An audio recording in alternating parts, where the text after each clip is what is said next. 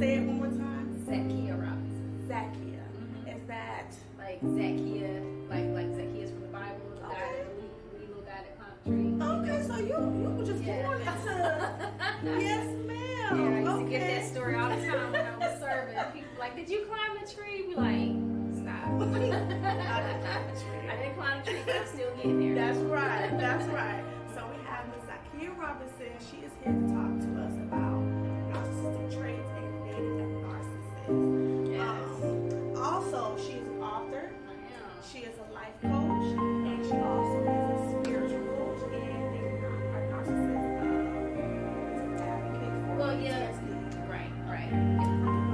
We started doing research. Yeah, so do you care to expound on that? Narcissistic abuse. So a lot of people, they go through narcissistic abuse trauma without even realizing that they actually go through trauma. And I think later on, I actually found out that I was going through it is when I actually got remarried, and I started to have like things that was going on, but I was just like, well, I'm on this way. So I ended up seeking spiritual counseling, and they actually helped me unravel a lot of the things that I was experiencing, like simple things, not being able to get dressed and actually feel comfortable in what I have on, because I would remember the thoughts that the person would tell me, like, oh, this don't look right on you, your boobs don't sit up, or you need to have your makeup done better, or I mean, it just be like little things. So I would critique myself to the liking of this individual, and I had to get to a point like, okay, I had to do a self-check, like, do I like this? Does this look right on me? Does this make me feel, beautiful? Like, I had to come to that, and if I checked off all those things, then I'm like, I'm gonna get this. Yeah. But when you're in a narcissistic abuse, you don't even realize that you've been peeled away and stripped away slowly. Yeah. Okay. So how long were you in that particular relationship? I was in that particular relationship from the age of 18 all the way to I was about 26, so about 9 years. And you didn't even know until after that ended? Did you have any indication like this did not be right? Or you just maybe didn't? See, in my household, we really didn't talk about relationships like that. So it was one of them things where I knew something wasn't right. I knew that what I was experiencing wasn't normal. Because it was one of the things where I didn't know who I was going home to. I didn't know if the person was going to be happy. I didn't know if they was going to be, just shut down. Because I used to get like the silent treatment, which is a huge part of a narcissistic trait. They will give you silent treatment for like 2 weeks at a time. Okay. And you living in a house with them, you have kids with this person, or if you're just in a relationship with this person, you're like, what is going on? They're completely shut their door, they're going separate rooms, you'd literally be a roommate with this person. Oh, wow. So I knew that wasn't normal. And then when they're ready to talk, they It's on will, their terms. right, they come back for just the intercourse, and it's like, oh, everything's fine now. Right. It, like, we're good. And it's like, we never went back to discuss any of the issues. So it's one of those things where I knew something was off, but because a lot of people don't talk about narcissistic abuse or narcissistic traits, you really just don't know. You just think that, oh, this person's going to change, and because they say they're going to change, or they're showing a different side of themselves, but really it's all a part of the game. Do you think religion had a big part of why you stayed so long? No, actually, I didn't get close to God until after the relationship. I got to a point where, because I actually dealt with a couple people, it's not just one person, but after I dealt with these people, it was one of the things where I was just kind of tired of, like, I know I'm put here for a reason. What is my reason? This isn't something that I see myself on a day-to-day basis going through. So once I began to really have a self-check, I was just like, I was taught better than this. My mom raised me in church. Like, I got to get back to where I used to be. And even when I used to be, I never had a relationship. I would just going to church and doing my due diligence because of repetition, just like I was going to work, I was going to church. But once I began to have that close relationship, I realized that God valued me so much more than what I was valuing myself. So ended up getting remarried, and then that's when I realized I had a lot of issues. In the marriage, in the actual marriage, not the dating phase, but after marriage. Correct. Afterwards, Wow. the stuff did not present itself until afterwards. Oh wow. Yeah. Okay. Yeah. Well, you have a book, and it is called My Journey to Salvation. Yes. Where can they get this? Amazon. Amazon. You can look it up on Amazon. Okay, Amazon. $15. $15. Make sure you go and support. It is on Amazon. Can you give us a little synopsis of exactly what this is about? Yeah. I'll give you a short little phase of what it's about. So I'm a person who have been molested. I have been raped. I have been in a narcissistic abusive relationships. I've been in 2 of those. And along the way, I had a journey. We all have a journey. Like what we go through in life is not because, oh, God hate me. No, God doesn't hate you. A lot of times we put ourselves in these situations, and it's through that journey is what strengthens you. Like if you never go through anything, then how can you help someone? Right. You can't help anyone if you have not been through anything. Right. So in that, I actually tell my story. I start from where I was molested. Talks about my stepfather, and then it moves on to the relationship that I did not have with my father, which we have a perfect relationship now. I'm happy. Me and my mom have a good relationship as well.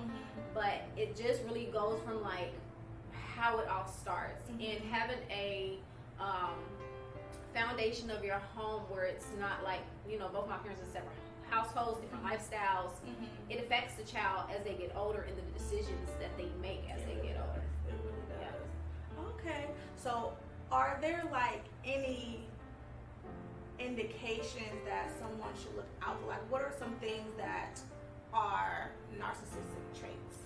Okay, so I teach healthy relationships to high school and middle school students as well. Okay. So I work for a nonprofit organization, which is a family marriage. And one of the things that we discuss with the kids is red flags. A lot of times we tend to oversee the red flags because we probably possibly had intercourse with the person too soon, and now we're completely blinded by the truth of this person. So one big thing that narcissistic people would do is definitely number one is silent treatment.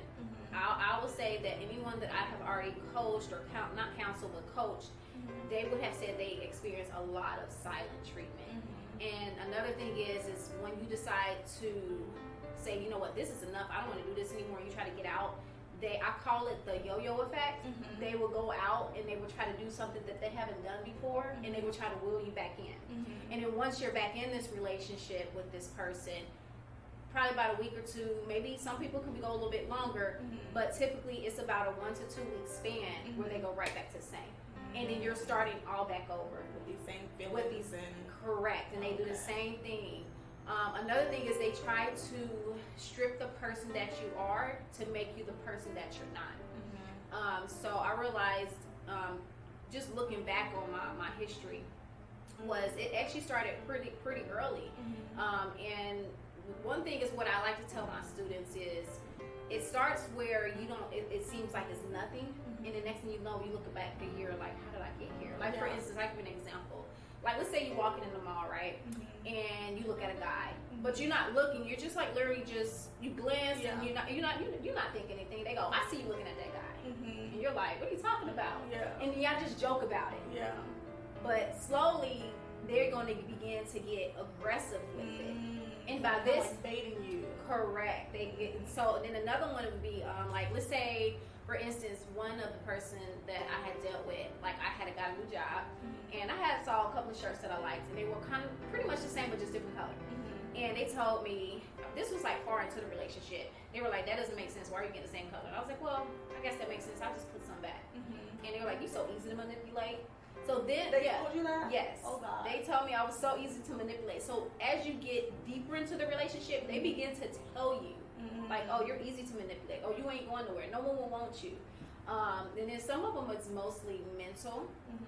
Like, for instance, like you could cook something for this person, or you could try to go over and beyond for this person, but it would never be good enough. It'll always be something wrong with what you did. They are very, people who are very insecure themselves, but they put it towards like as if you're insecure. Correct. They never apologize. And if they do, it's because they see they have pushed you too far. Right, that you're like, you're on the verge of like going leaving. Right. With your research, have you found that a lot of narcissists have other mental disabilities? I know, like, you're not a therapist or whatnot, but are they like? Because I know, like, I think I might have met a narcissist, but I felt like he also had like multiple personality type stuff. Like, do you feel like it's most of the time it's coupled with something else? Yeah, I think that goes back to what I was saying in the beginning, was that I never knew who I was coming home to, or I never knew who the person was going to be. Like, there was this one particular guy, like, as long as he was not drinking, he was like the nicest person. We didn't have one issue. It was like the perfect, like, really, it was a perfect relationship outside of the drinking. But once this dude received alcohol in his system, a whole nother beast. It was a whole different person. He was very controlling. He was very insecure. He would say that I was, I'm trying to think of a good way to put it, but he would say that I was basically undressing a man with my eyes. And I'm like, what are you talking about? Like, no, I'm not. But the thing is because he's now a different person. He's the person who he really is. But now that he's drunk something, he can't control it. Right, and he can't hide it anymore. He's like, let go. And that's what what alcohol do to a lot of people, is that they become the person that they really are, and it's like more free to do it. Right. And so, and even my book talk about that. I was, which is why I don't drink. I'm a pastor as well, so not just that, but I was to a point where I drank a lot, and it was my suppressant to getting away from the thoughts of what I dealt with. And then I used to use sleeping pills at night. My book talks about that too, where I used to use sleeping pills at night to help me sleep. And then during like Friday through Sunday, I was like drinking a lot and partying a lot. And the thing is, I was like, I have to get away from this. Like, how can I break this? And it's been like 5 years since I've had a drink of anything. Okay. And so just the thought, or even sometimes the smell of it, just makes me sick. Yeah. Okay. So I have a couple more questions. Okay. Do you know anything that someone can do to kind of not feed into a narcissist, or like if you feel like it, like some things that I've read that that you can give them the silent treatment, and then they're like, well, you're not feeding into me now. There's nothing, I call it feeding the demon, because when you give them the reaction that they want, because for instance, someone could message me something, and then they can be like a whole paragraph into it. I give 2 sentences. They will literally say, you only gave me 3 words after I wrote this whole paragraph. Like, what do I do? Right.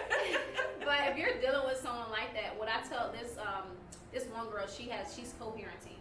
And what I tell her is that you don't feed into their mess. You only stick to what you need to talk to them about, and then that's it.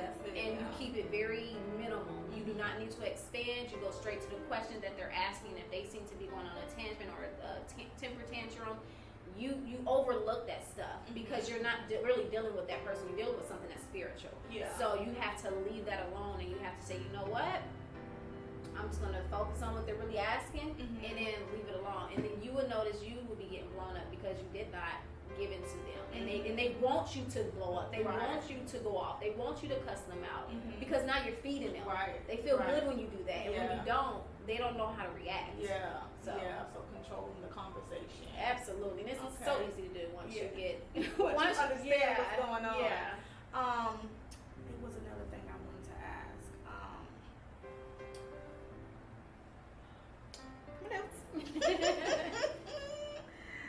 What is your definition of a narcissist? I would say a narcissistic person is a person who wants complete control. They are manipulative. A person, and when you're dealing with it, you feel like you don't know who you are anymore. You feel like you are stepping on eggshells. You're afraid to do anything. I mean, turn right, turn left, look up. You're afraid to do any of that because you don't want to set the person off. A narcissistic person is a person who has a lot of insecurities.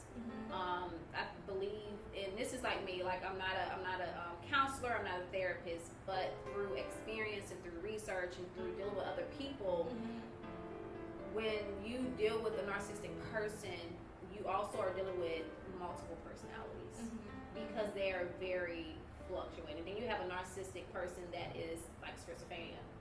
That's a whole nother different crazy. And that I have dealt with that type of person, and that's on a whole nother level where you pull up to your home, this person's sitting outside your home, and that's the one that actually I was raped by. Oh wow! So it's one of the things, and I didn't even tell right away that I was raped. I didn't tell at all because I was in denial. Like, oh, I've already had intercourse with this person. You know, it's not rape. But when I began to think, like, did I say no? Did I use force? Did I constantly try to get this person on? The answer is yes to all of those. You have been raped. Yeah. And the thing is narcissistic people, they want that. They want that power. That control, but that's a type of, that's like a schizophrenia narcissist. Yeah. That's on a whole different another so level. There's different levels of narcissists. So it's called schizophrenia and narcissistic personality disorder. So do you feel like, do you think that a friend, a mother, a father can have these narcissistic, okay, so as far as a friend, what type of things does a narcissistic friend might display? Well, I'm actually dealing with that now. I love her to pieces. But but it's one of the things where what they tend to do is when they bring their problems to you, and this is just personal experience, what I've experienced is when they bring their problems to you, it's always the other person. But when you're listening to them, you're just like, something. Yeah. Like something's not right. And then you notice that they try to, some people, they dig for information on the other person in order to present it right of what they're doing. But when it's all said and done, eventually you're going to be figured out like, hey, you got some narcissistic traits you need to take care of. You need some deliverance. Because the thing is, like, you can go through all the counseling in the world, you can go through all that, but until you truly have a come to Jesus moment, you're going to be stuck in that category for a while until you be like, okay, I need deliverance. I'm a person who went through deliverance. So I know that the power of God can take that away from you and change it. And I'm actually dealing with a young lady now that I'm coaching, and her parent is narcissistic. And what are some things that a narcissistic parent might display to a child? So what she's explained to me is that she was very controlled. She noticed that the control, she's always, like, her parents was together at one point and then they separated. And what she was saying is she could see why her dad left, because her mom was very controlling, and even like controlling, like when she can go with a parent, or she would use the child as a weapon. She was used as a weapon, like, well, if you don't do what I say, then you can't see your kids. Right, it's not. But unfortunately, there's a lot of it happening. And then she also noticed that one of her things was she said she never really understood who her mom was because she saw so many different people through her mom.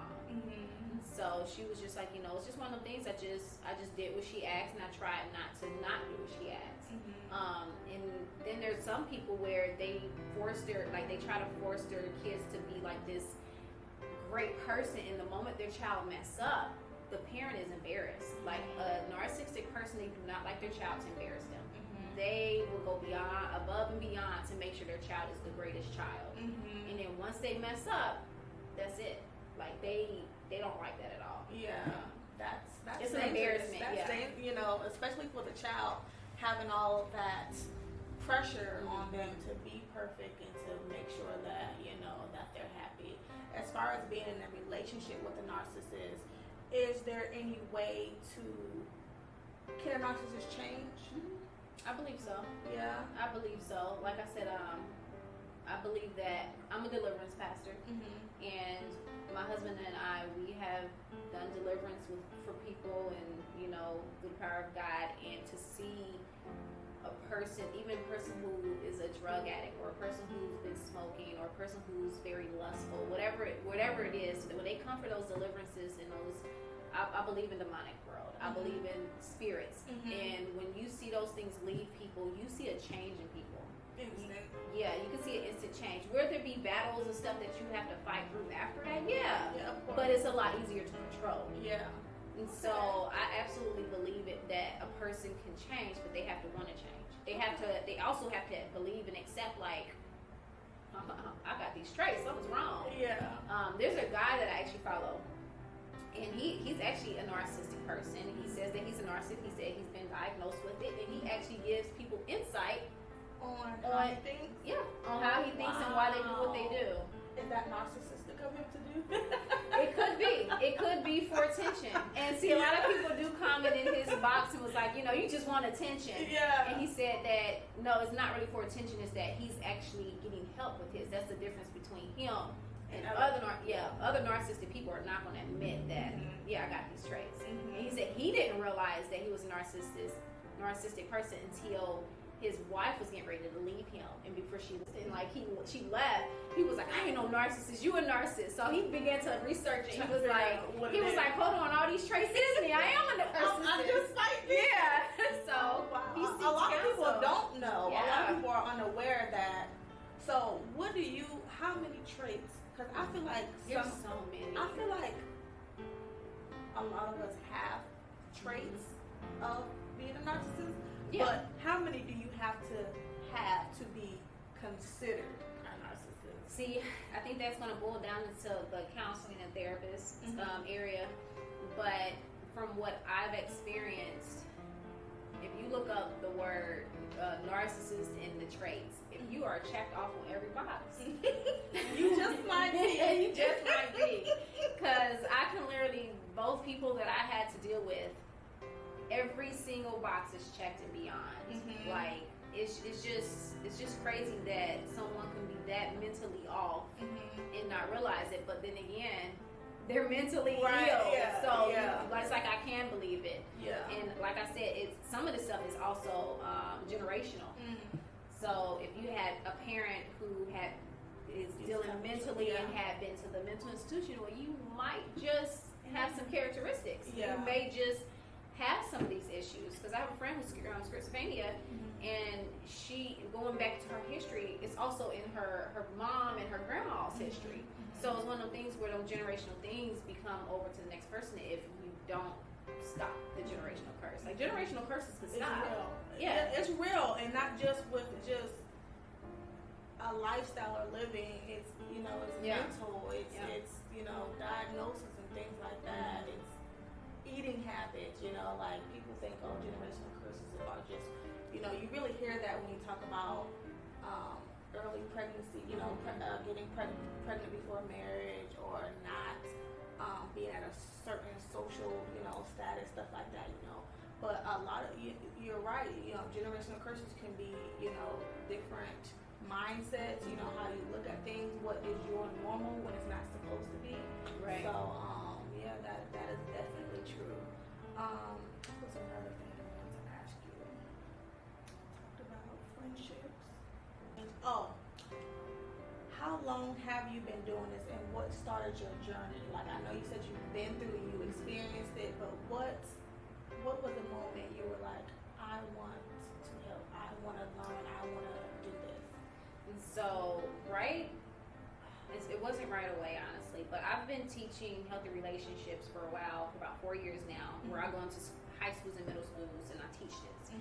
And just seeing the reactions of some students when you're like talking about relationship red flags, they don't really know. Like, that's a red flag. Yeah. Talked about. Right. Like, I should get out of this relationship if he's hitting me. I should get out of this relationship if he's trying to force me to do things I don't want. Like, when you begin to see these things, it's just sad that the kids don't know it. But then as I started coming closer to God, I realized a lot of women was coming to me. And then especially after the book was written, my husband, he's like really pursued me, like, to finish this book. So once I finished it, it was just one thing, like, well, it's out now. What's next? And I felt like I didn't go through this for nothing. I felt like God wanted to use me. I actually started with coaching marriage. Me and my husband, we are marriage coaches. Okay. And I was like, I really enjoy this. I really enjoy coaching people, helping them think of a strategy to find them again, or to find the relationship again.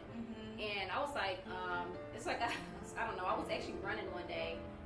No, actually someone told me at work, they were like, I was having a moment, we all have moments, and she was talking with me. She was like, you're not going to be fully healed until you start helping women in what you were going through. I was like, that's not the first time I heard that. So later on that day, a woman, I was getting ready to go run it. A woman that lives in my building, I said hey to her, and she began to unravel about all these things. I said all the traits that she was saying was narcissistic, that I, things that I was dealing with and still deal with. And all you said was hey. Yeah, and it hit me. I was like, I'm doing what I'm called to do. And yeah, and I mean, we went from it started from a 5-minute talk to, I looked up, it was a whole hour almost. And I didn't even realize the time went that fast. Yeah. So I was like, okay, I really enjoyed it. So I really got online, started looking for life coaching certificates and how I can do this. And the first one I saw was the narcissistic and PTSD abuse, which is post-traumatic stress disorder, if anyone didn't know. And I was like, okay, I'm gonna do this one. So that was like a 6-week course, and then I turned around and did another one for life coach, for a certificate in life coaching, and I did that one.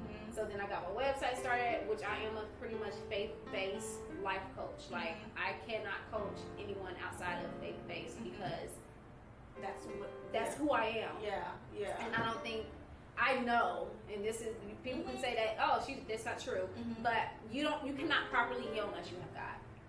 And I can't coach you unless we're going to use the method of God, because I pray with them beforehand. We pray after we're done. I give them homework, considering of whatever issue that they're trying to overcome. And a lot of times when you are dealing with narcissistic abuse victims, they don't know who they are anymore. They have been stripped away. Correct. So you be like, okay, what is it that you, what is it that you're trying to be, or I don't know. Who were you before you met this person? What were your goals? And completely forgot. They completely so engulfed in trying to please the unpleasable. Yeah. That's the perfect way to put it. Yeah. Unpleasable. And so just helping them to figure out themselves again is what it is. And that's the difference between life coaching, life coaching, therapist, and a counselor. Coach isn't going to just tell you, this is what you need to do. We're going to find out, we're going to give you the evaluation, and then you're going to begin to put your own goals, and we're going to help you work towards your goals. Versus and then it's like a mentorship where you're being held accountable, versus a counselor, they're going to come in and they're going to let you spill out all of your problems, which is fine. Some people do need that. And then they're going to probably, sometimes they may get prescriptions, you may get some different things or different methods. I don't knock it because some people probably do need it. But for me, we're going to help you gain back control of what was lost. Have you ever thought about going back to school to... No? I haven't. Nope, no, I have 5 kids. Oh, wow. I'm doing life coaching. I'm a certified personal trainer. So that's just... that's like the least. Yeah. So about your book, when did you write this? Let's see. We in 2022. I think I wrote it in 2018. And it took me almost 2 years to finally say, okay, I'm going to do this. Yeah. Because you have some really deep stuff in here personally about you. A lot of people are scared to tell their story because they're scared to be judged. But I always say, your story can help someone. Right. A lot of people are really going through the same things, but they are embarrassed. They don't want to be judged, so they don't want to really talk about it. When you finally was like, I was nervous. Okay. Did you get did your family members know about a lot of stuff, or was it shocking? Did you get any negative I would definitely say my dad, when he read it, because I did tell my mom and my dad hey, this is gonna go in the book. So you prepped them about? Yeah, I did prep them. I don't think my mom was necessarily all the way ready because it talks about the I guess I call it molestation because when you're kissing a minor, it's considered molesting. Yeah. So I had an interaction with her husband at the time where he kissed me a couple of times, and it was one of the things where I felt so, and I'm not talking about just a kiss, I mean like a right on the lips smack. Yeah. And I was really uncomfortable with that. So I had to put that in there because that was a part of my journey. Yeah, and what I was trying to explain to both parents is that this book is not to bash you or to make you feel any kind of way, but what this is sharing because there's someone else that's going through this, and it's telling them how I overcame it. It's not necessarily about you or the person, it's about the experience that I went through. And my dad, he was very receptive to it. He was very proud. He done bought so many books. So my dad, even though we didn't have the relationship that I wanted as a child, we have a great relationship right now. Awesome. And he supports me to this day, Right. Okay. He's always like, I'm so proud of you, so that's always that. Well, that concludes the interview. Right. Tell them where they can find you. What is your social media platforms, your website you have the book on there as well, right? Yes, so the book is on my BeTheLight.live, and if you scroll down, you will see the book. Or you can also purchase the book on Amazon. I'm on TikTok, which is Be The Light Zakiya, and then I'm also on Facebook. I have a page which is called Be The Light, and then I also have an Instagram that is Be The Light Zakiya again. Be The Light. Okay. Everything is spelled the way it's supposed to be spelled. Okay. Nothing changed. And I will make sure we type it in there so you guys can follow, just in case you didn't understand that. Thank you guys for tuning in. Please go and follow, go and support. If you need the counseling, life coaching, spiritual coaching, the PTSD, narcissist coaching, please. Do you do virtual? I do. Actually, that's what I'm pretty much doing right now, just because most people is more comfortable to be more open. Yeah. And then I also do relationship coaching, spiritual coaching. Me and my husband, we do coaching together for relationships. So I tag him in on it. So. Okay, good to have a male perspective. That's always fun. Love it. Make sure you go and support. Thank you guys for tuning in.